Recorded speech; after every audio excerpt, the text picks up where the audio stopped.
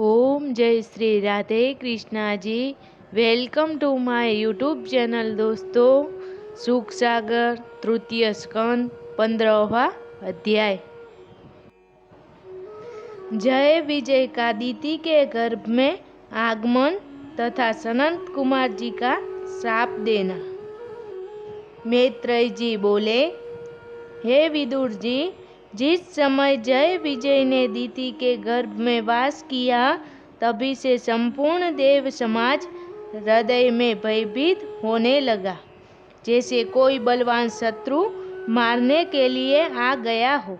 उस व्याकुलता के कारण जब देवताओं का तेज प्रतिदिन घटने लगा तब उन्होंने ब्रह्मा जी के पास जाकर प्रार्थना की, हे भगवान, आप संपूर्ण जीवों के सुख दुख तथा भूत भविष्य को जानने वाले हैं। इस दिनों हम लोगों का हृदय अत्यंत व्याकुल तथा भयभीत रहता है, इसीलिए आप हमें इसका भेद बताने की कृपा करें। देवताओं की यह प्रार्थना सुनकर ब्रह्मा जी ने कहा, हे इंद्र, श्री नारायण जी के द्वारपाल जय तथा विजय जन्म लेने के हेतु दीति के गर्भ में आ गए हैं, इसीलिए उनके तप एवं तेज के कारण तुम्हारी शक्ति क्षीण हो गई है। ब्रह्मा जी का यह वचन सुनकर देवताओं ने पूछा, हे ब्रह्मा जी, जब उनके गर्भ में आने पर ही हमारी यह दशा हुई है तो उनके जन्म लेने के बाद तो न जाने हमारी क्या दशा होगी।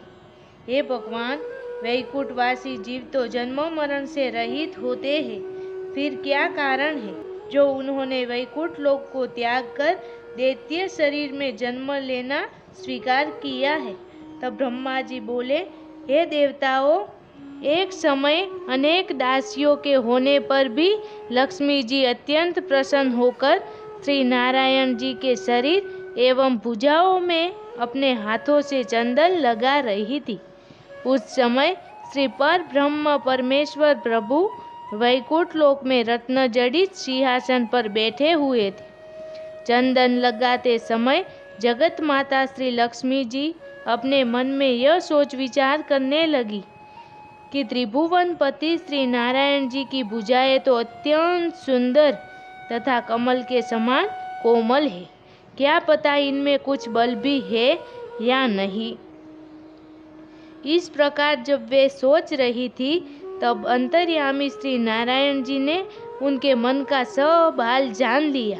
प्रभु ने अपने मन में यह विचार किया कि मेरे द्वारपाल जय और विजय को छोड़कर अन्य किसी प्राणी में इतनी सामर्थ्य नहीं है जो क्षण भर के लिए भी मेरी भुजाओं के बल को सहन कर युद्ध कर सके, इसीलिए इन दोनों को दैत्य योनि में जन्म देकर तत्पश्चात उनसे युद्ध करके मुझे लक्ष्मी को अपना पराक्रम दिखाना चाहिए। ऐसा विचार कर श्री नारायण जी ने जय तथा विजय का ज्ञान नष्ट कर दिया, इसी कारण उन्होंने दैत्य का जन्म लिया।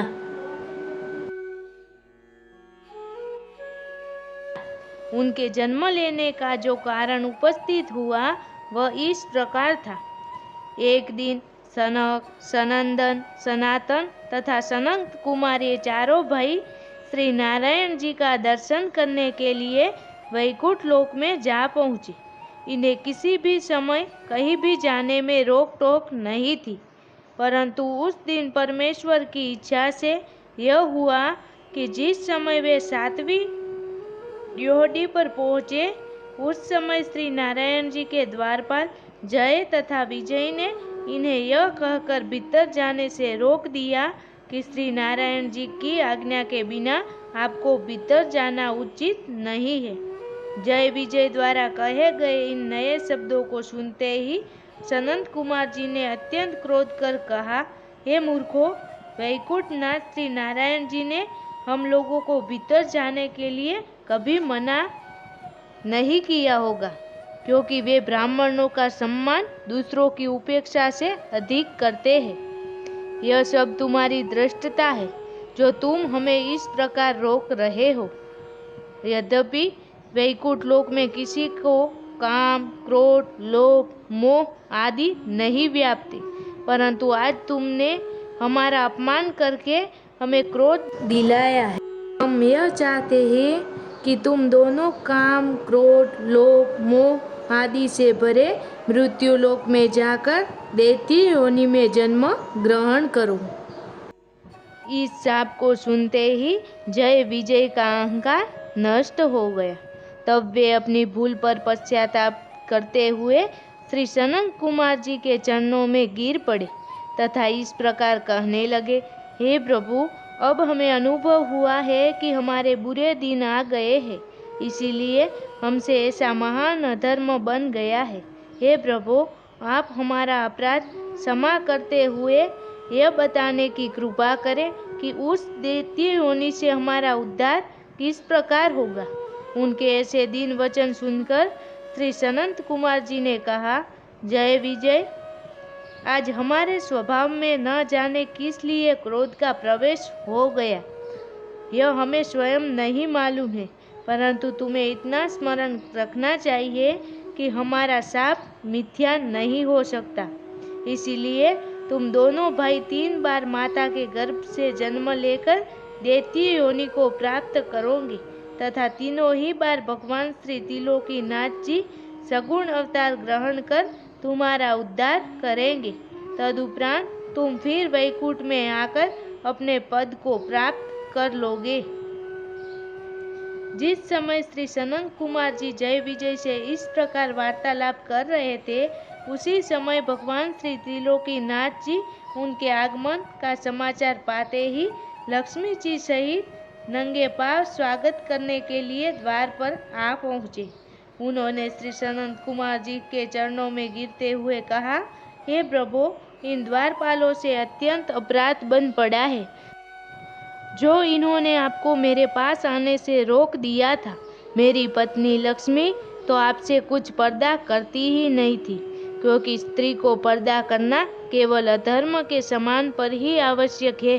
फिर भी जो इनसे अपराध हुआ है, उनके लिए मैं बारंबार क्षमा मांगता हूँ। श्री नारायण जी के ऐसे विनम्र व्यवहार को देखकर श्री सनत कुमार जी ने मन में विचार किया कि देखो, श्री नारायण जी कितने नम्र हैं कि जिन त्रिलोकीनाथ के चरण कमलों का ध्यान ब्रह्मा तथा शिव आदि देवता एवं नारद आदि ज्ञानी ऋषि मुनि अपने हृदय में धरते हैं तथा जिनकी कृपा पाकर भवसागर से पार उतरते हैं, जो तीनों लोकों के स्वामी तथा उन्हें उत्पन्न करने वाले हैं, वे ही ऐसे दिन वचन सुना रहे। इनका ब्रह्मदेव नाम वास्तव में सार्थक है, क्योंकि ये सदैव ब्राह्मणों का सम्मान करते हैं। यदि ऐसी बात न होती तो हम जैसे दरिद्र ब्राह्मण पर इतनी कृपा किसी लिए दिखाते। ये जो ब्राह्मणों पर इस प्रकार कृपा रखते हैं, उनका वास्तविक कारण यही है कि संसारी लोग भी श्री दीनानाथ जी का अनुकरण कर ब्राह्मणों की सेवा तथा सम्मान करें। इस प्रकार विचार करने के बाद सनत कुमार जी हाथ जोड़कर श्री नारायण जी से बोले, हे त्रिलोकीनाथ, मैंने क्रोध के वश हो आपके सेवकों को शाप दे डाला है, इसीलिए आप कृपा कर मेरे अपराध को क्षमा करें। हे भगवान, आप मुझे अपने चरणारविंदों की भक्ति प्रदान करिए, जिससे मुझे फिर कभी क्रोध न आए और मेरे द्वारा किसी भी जीव को कष्ट न पहुँचे।